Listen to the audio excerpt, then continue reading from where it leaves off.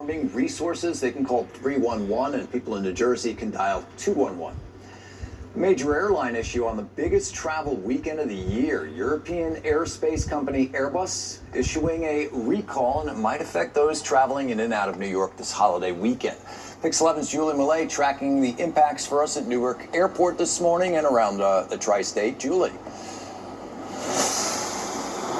Good morning to you, John. Well, we do know that about 500 jets had to be grounded so they could undergo a software update, according to Airbus. But the good news is we are not seeing a ton of delays or cancellations, really just a handful of delays and cancellations happening here at Newark Airport. And those aren't even necessarily because of this particular issue. Now, here's what we do know.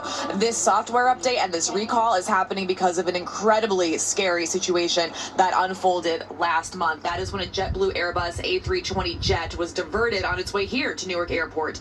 That jet experienced an intense altitude drop from 35,000 feet to 10,000 feet in just 5 minutes. At the time, the FAA called it a flight control issue. That flight was safely diverted to Tampa, and at least 15 people were injured and taken to the hospital.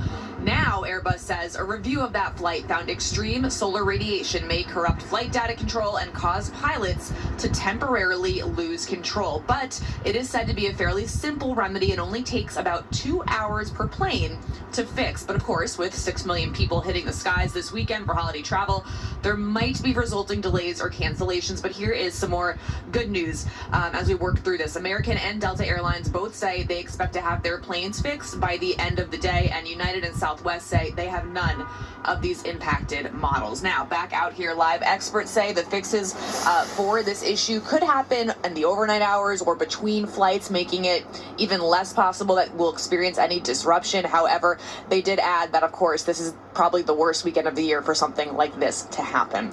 Again, not seeing any major issues here happening at Newark this morning, but we'll keep an eye out for it. We are live at Newark Airport. I'm Julie Millet, Pix 11 News. Julie, thank you. Let's hope it stays quiet. All right, a fleet of UPS planes also has been pulled out of service this holiday season.